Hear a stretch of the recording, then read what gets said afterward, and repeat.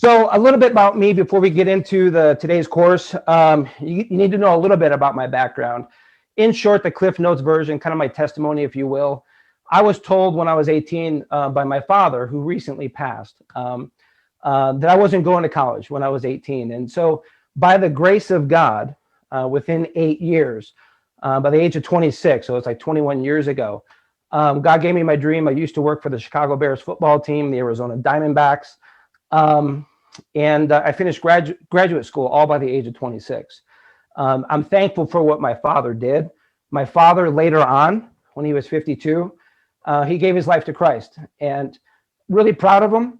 And it's amazing to see not only the man that he was, but the man that he became. And then some of you that are already in the Facebook group, you may have already saw the video of my dad's celebration of life video.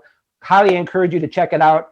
I did dedicate this whole training to him in honor of his memory. And so when I say that about some of the accomplishments I was able to, by the privilege, by the grace of God, I don't say that to impress upon you or to impress you, but to impress upon you the power of a 5-minute conversation. I've been the recipient of many 5-minute conversations, so has my father. And I know a lot of you out there have been the recipient of 5-minute conversations that's radically changed your life. And so I've had that. And so I'm really sensitive to these privileged moments where you get to speak in someone's life. You can literally radically change someone's life. In fact, I got a quick story. When I was 23, I was a waiter at Jumer Chateau in Bloomington Normal, Illinois. And this guy came up to me. I was his waiter, and I think he was there with his fiance. He goes, "Chris, you're young. You got all this energy. Promise me one thing. No matter what choices you choose in life, no matter where you go, that you guard those life choices. You can live with failure, but regret is a greater pain than failure. Failure you can learn from and pivot. Regret, well, what would my life turn out to be if I just had the courage to go for it? Or if I just had the courage to trust God, what would my life turn out to be spiritually? What would my life? And so regret, we're all going to leave a, my dad and I used to talk about this.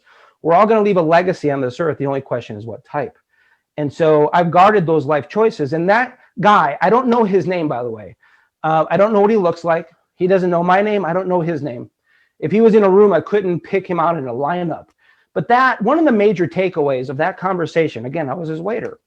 He goes about guarding those life choices. I didn't want to regret who I was going to marry. I could have got married twice before. I said, nah, she's not the one. I'm not made for all women, and not all women are made for me. I'm just made for one good woman. And so one of the major takeaways is this, is fascinating study of human behavior about our role and potential impact in other people's lives.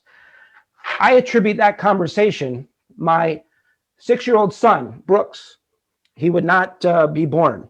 I don't know if you can see that. And so a 5-minute conversation can change someone's life, and you can actually affect someone's unborn children, which that man did. And so I'm sensitive to these subtle moments where you have a brief privilege to speak in someone's life. And that's why I'm very passionate about what I'm about ready to teach you. The other thing is this, and it's regarding of legacy. My son, I'm going to show him his picture again. I'm really proud of that little boy. His great-great-great-grandfather, Battista Negro, came from Italy in 1897. He died a year later in 1898 as a poor Italian immigrant in an unmarked grave in Spring Valley, Illinois. 2 years later, his 17-year-old son, Giovanni, had the courage and faith to come on a boat by himself to fulfill his dad's legacy. It was interesting, the power of choices that we all make in life, the power of a conversation, the power of our choices. I think we all know that the life and the choices we have and the conversations that we have and the conversations we don't have, the choices we make and don't make, but we should. We affect people while we're alive. That's obvious to every one of us. But I don't think we realize the prophetic reality of the power of our choices and our conversations that we have and don't have, and the choices we make and don't make.